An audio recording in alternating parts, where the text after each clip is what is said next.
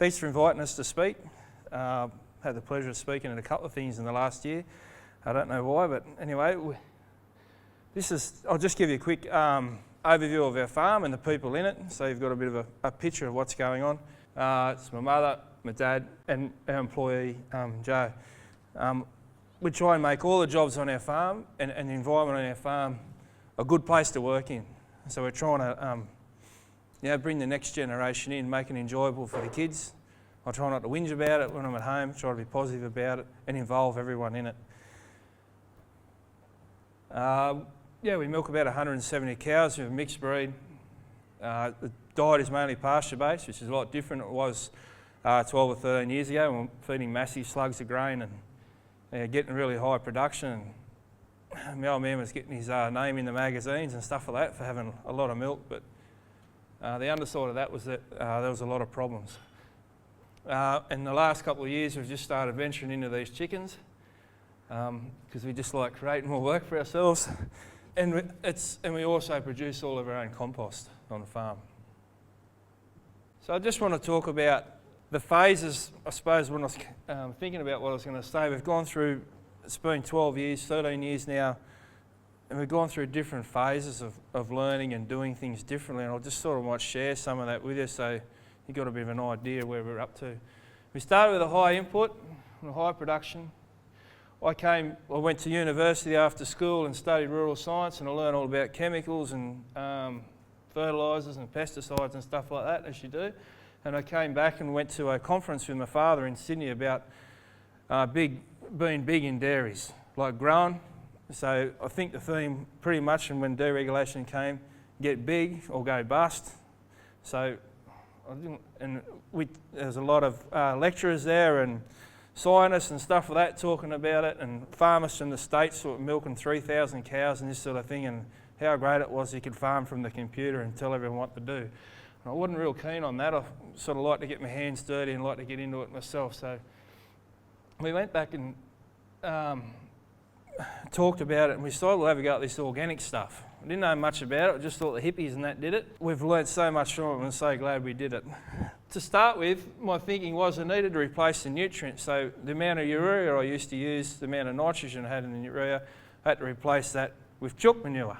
So we bought chook manure and we got a consultant in and all that stuff, and the smell was unbelievable. We live right near Warhope, and because to be organic you have to compost it for a certain amount of time, and we did that, and when we spread it on there'd be people walking down the street with hankies over their noses and stuff like that, so it wasn't making us real popular.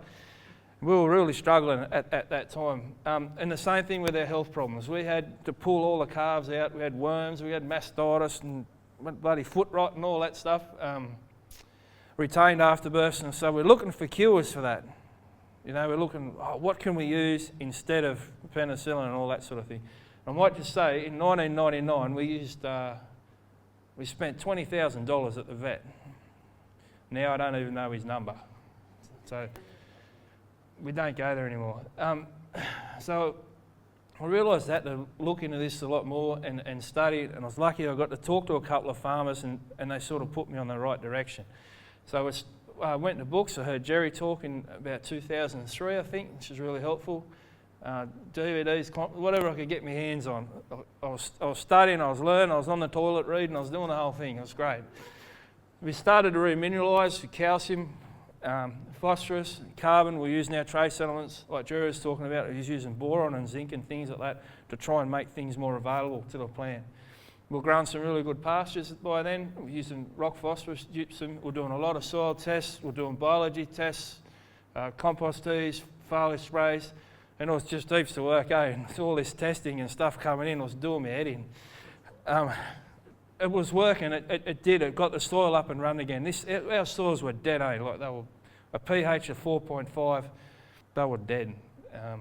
We did a holistic management course, and it changed the way I look at the farm. So I had these cows, I had this manure and urine, and I had to do something else with it.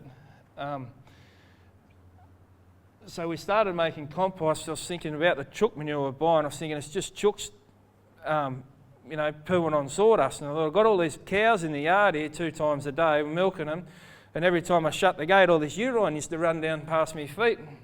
I thought, I've got to do something with this stuff. So We had a bit of a light bulb moment here, and I used to hate hosing off too, hosing the yard off. You know, you just only so many ways you could hose off to make it interesting. You know, you could sort of flick it like this and hose that way and spray it up in the air and write your name in it and stuff like that. But it was using heaps of water, and every time, and it's still happening today, and it's still encouraged, these effluent ponds and all this sort of thing. Every time you use water, and we do it every day when we go to the toilet, as soon as you put water with manure or urine, you create a mess somewhere else. So what we do now is, you can see in the photo, that's my dad having a bit of a go. He's putting the hay out on our cow yard. So the cows come into the dairy and they poop and they pee on that hay. So for that goes for about 3 or 4 days, and we clean that off. When I first said, this is what I'm going to do, he said, you're crazy. And like, I've been called that a lot, and it's been very hard for him socially when we started organic, because he was a high producer, he had beautiful big cows and that sort of thing. We used to go through them a lot though. We have more longevity in that now.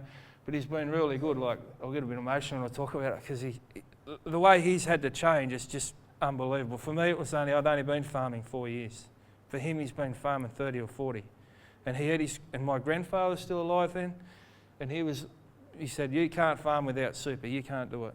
But before he died, it was really good, because he got to see what we're doing, and he thought it was fantastic. It sort of, I suppose, reminded him of the 20s and the 30s and that sort of thing.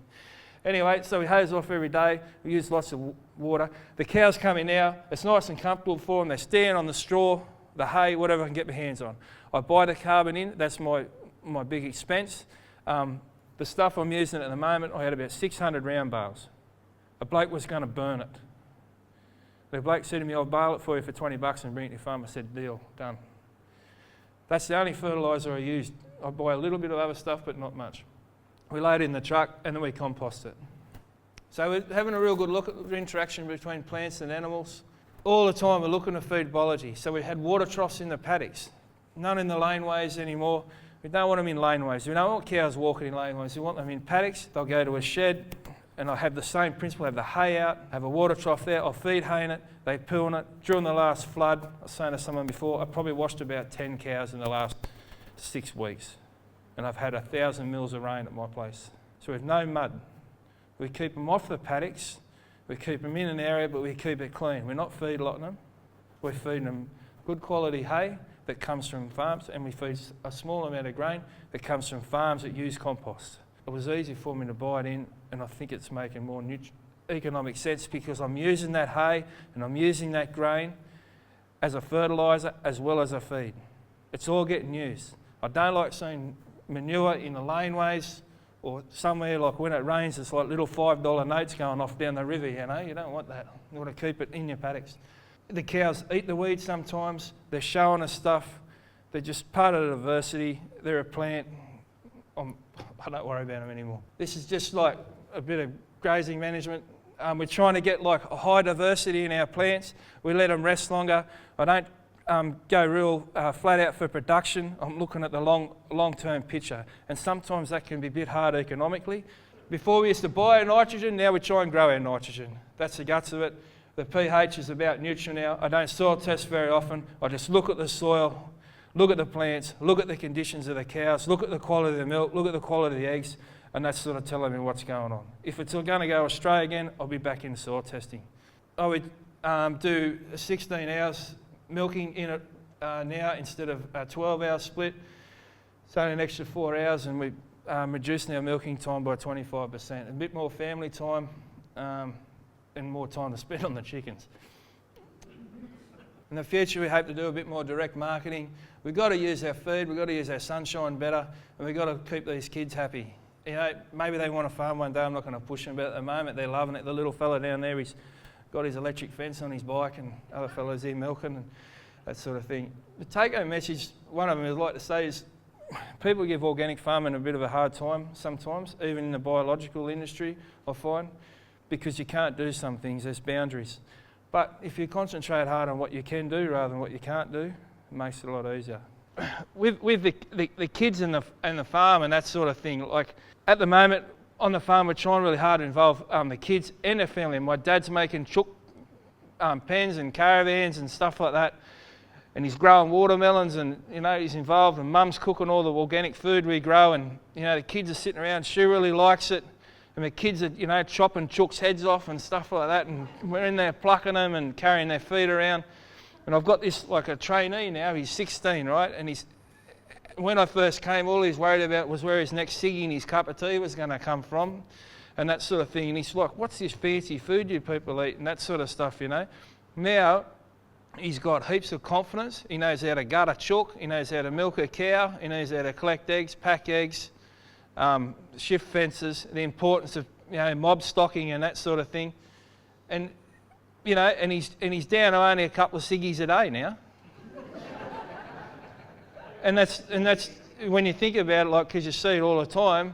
That's how like a social, I used to hear about like social interaction when I did holistic management. I couldn't sort of all put it together, but I'm starting to see it now. Like, if we need to get more people onto farms. We need to be saying to people, farming is great, not farming is crap. We need to be hearing on the radio how good it is. It is hard in floods and it is hard in droughts and that sort of thing, but they pass. So I just wanted to have me beef. That's it.